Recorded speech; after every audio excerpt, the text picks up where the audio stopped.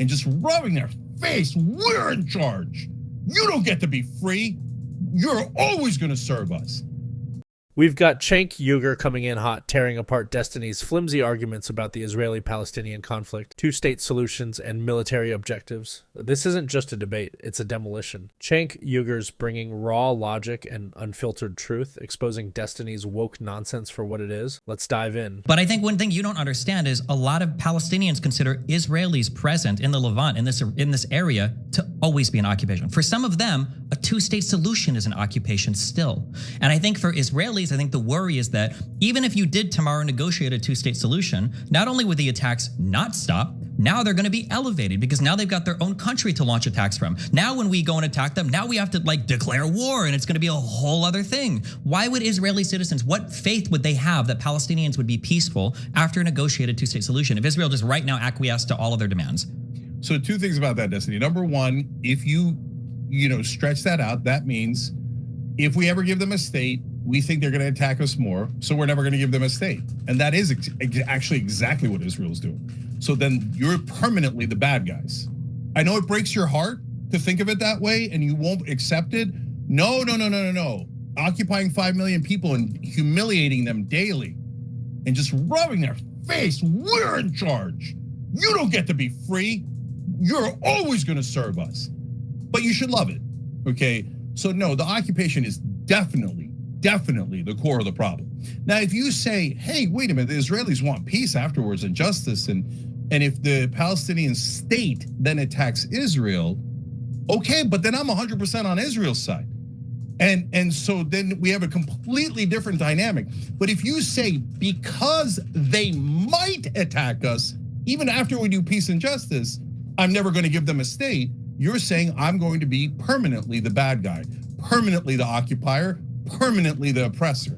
I don't know about you guys, but Cenk Uygur is absolutely owning this. He's flipping Destiny's whole Israel's the villain vibe on its head. Like, yeah, if Israel just keeps saying no state ever because of the attack risk, Destiny's whining about them being the bad guy forever. But Cenk Uygur's like, hold up, what if they do attack after getting a state? It's such a mic drop moment. Like, Destiny's got no answer for that, and Cenk Uygur's just schooling him. Okay, wait, I'm curious. Let's say right now, let's say that, I mean, in a very reductionist way, kind of, let's say that Palestinians had a state, and it was a combined state of the Gaza Strip and the West Bank. Let's say that this was granted to them, a year ago. And then let's say that October 7th happens again. Would you support the current Israeli invasion into the Gaza Strip? Everything else the same. The same number, 25, 35, whatever thousand deaths, 20 to 30% were Hamas militants. Would you support the same Israeli military operation to the Gaza Strip if they were their own country? So that's a really good question. And I have two answers to that. One is, I would accept it a lot more than the current situation. But it sounds like you wouldn't accept it. I don't think you would. I think you'd be making the exact same. I'm getting to that. Okay. I'm getting to the second part, right? So number one, I accepted more because, well, brother, you gave them everything they asked for. They still attacked you. I get it, right? And so that's point one. Point two is, no, even in that situation, does there come a point, Destiny, and I would flip this back to you, where you're 200-pound guy with giant muscles and the other kid's like 80 pounds and you've already punched them in the face 20 times. Now everybody looking around, the first time he punched you and you punched him back, people were like, totally get it. You punched him back twice, 4 times, people were like, okay, I still get it, he started the fight. On the 20th time, you're like, please, brother, okay, you were right to attack them because they attacked you, but stop hitting him in the face, you're gonna kill him. This is getting grotesque. So is there a point where it gets to be too much? Of course, it would be under any situation where you've got a war between two countries, right? Okay, but nobody supports. Acknowledge that, no, right? What? That at some point that the country that was attacked has counterattacked so badly that you say, I don't, okay, enough, I don't evaluate conflicts and counterattacked so badly or number of people killed. I'm thinking of like mission objectives, which I think is how every single commander everywhere in the history of all of warfare thinks of warfare. It's not just by number of deaths or whatever. It's by military objective, which is, in this case, it's decapitating what they consider to be a terrorist government or a terrorist group. But you know that's impossible, right? It's not impossible. I don't think so. No, of course not. You think they're going to kill enough Hamas members? And at this rate, that means minimum like 55,000 dead Palestinians. We don't know 100% how many. I mean, now that the ground invasion has started, I mean, the civilian deaths have slowed down quite a bit, or the no, they haven't. 150 today. It's 150 every day. Yeah, it's better than 700 to 1,000 a day in the early conflict. Like the deaths were way higher under the airstrikes. You can look, you can plot, you can see all the deaths per day. There are still Palestinians dying every day, but the numbers have fallen off quite a bit compared to when the invasion started. But I don't think, with what you said, and I know you're saying you might support the invasion, although it sounds like you're given a lot of reasons why you wouldn't support the invasion. I don't think so. I don't think anybody supports. By an independent country, of course they get the counterattack. Of course. No, it's not just a counterattack. You keep trying to make this sound like it's a tit for tat. That's not how this works. Like Israel wants to be a secure country. If you're getting attacked by somebody, you have a military objective afterwards. Their military objective is to not get attacked by them anymore. It's not like, well, you killed 1,200 of our people. We're going to go do it October 8th into your territory and kill 1,200 of your people. That's not how it works. That's not how it ever works. This is where Cenk Uygur just shines. He's backing up Israel's whole game plan, and Destiny's stuck in this tit-for-tat fantasy. Cenk Uygur's like, hello, it's about stopping the threat, not matching body counts. Destiny's trying to dodge with all this 9/11 stuff, but Cenk Uygur's keeping it locked on the point. Israel's fighting for security, and he's making Destiny look clueless. Total domination.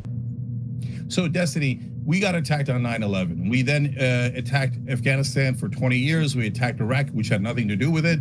And we killed and killed and killed and killed. And did we accomplish our objective? 20 years later, people were like, no, I can't believe we left Afghanistan. We didn't accomplish the objective. Because if you like war, you're never going to accomplish the objective. I think, so to be precise on that, I think we did accomplish a righteous objective, which was essentially the decapitation of Al-Qaeda. I think we did a really good job of that. The problem was that we had other missions that were stupid. One was the deposing of Saddam Hussein, and then the other two were the nation-building adventures that we went on in Afghanistan and Iraq. I think that those three things were not good, and I didn't see a good justification for them. But I think that eliminating Al-Qaeda in Afghanistan, I thought that was a good thing to do. I think. I don't think. Oh, absolutely. But did we actually target Al-Qaeda? Now we're going to get too deep into that, but real quick, no, Rumsfeld turned down a U.S. general's. Wait a second.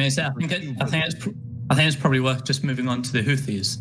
Just talking about that, just quickly addressing that. By the way, just apologies, the Wi-Fi and electricity all just turned off in my building, so I had to quickly rush over elsewhere. And all the lights. That's okay. But look, I gotta ask Destiny a question. Okay, quickly, then we'll move on to the Houthis. Yeah. So when you talk about accomplishing objectives and you say it's just slaughter Hamas, and we'll kind of know when we slaughtered them enough. But in the meanwhile, we're just slaughtering innocent Palestinians. But I'm good with it because we're accomplishing a military objective. I really want to ask you, are you like 150 largely innocent, meaning like the great majority of them, even according to the IDF, are innocent civilians? 150 of them, even in the reduced rate, die every day. To me, that breaks my, and Destiny, if 150 Israelis were dying every single day, and we're like, no, Palestinians ain't accomplished their objective. They still don't have a two-state solution. Kill another 150 Israelis. Kill another 150 Israelis. Kill another 150 Israelis. I don't think you'd be good with it. I don't think America would be good with it. I don't absolutely think right. anybody would be good I'm with it. not good with it. It's horrible. 150 Palestinians. I don't know where this not really human thing comes out from. I don't know if you actually do have some anti-Semitism bleeding under the surface. I don't know why you keep bringing that up. I don't think anybody's arguing for the anti-humanness of Palestinians. This is a very real geopolitical conflict that doesn't mean. I do care if they die. Hamas doesn't care if they die, and Hamas is the owner of the region, and Hamas is the one conducting warfare. I don't know why we're so critical of the defending country here. When Hamas is the one that Hamas has popular support of the Palestinians. Hamas operates out of the Gaza Strip, and Hamas does infinite attacks against civilians. Hold on, you wanted me to answer the question. You asked me if I care that civilians are dying. I do. I think it's horrible that civilians are dying, but the responsibility there rests with Hamas. And if anything, for the Palestinians to continue to support Hamas, which unfortunately is still the majority of the Palestinians. That is a big issue, and that has to be dealt with before we ask Israel to just roll over and grant them infinite peace as a reward for the October 7th attack, and then pray that they don't attack them in the future, even though if they did attack back to them in the future, people like you would still say, well, you don't have the right to do that, just like you were probably against the Saudi-led coalition going after the Houthis in Yemen, even though the Houthis in Yemen are shooting ballistic missiles into Riyadh. You're going to say the exact same thing. Well, no, there's a famine, there's a humanitarian crisis, there are too many civilians dying, like that attack. Israel is still the big guy. Israel's still the 200-pound guy against the 120-pound guy, even if they're two separate states. So no, I don't agree that giving them a separate state achieves anything for Israel. I don't even think it gives them better humanitarian standing for people internationally like you that would criticize them regardless. And I just don't see any reason. I think it's absolutely true. Cenk Uygur absolutely obliterated Destiny in this epic clash. From start to finish, he dismantled every weak woke argument Destiny threw out there about the two-state solution and Israel's right to defend itself. Cenk Uygur brought the facts, the logic, and the fire, leaving Destiny scrambling and exposed. This wasn't just a debate. It was a masterclass in cutting through the noise. Cenk Uygur's the champ here, no question. Destiny didn't stand a chance. But who do you guys think won? Was it Destiny or Cenk Uygur? Let me know down below.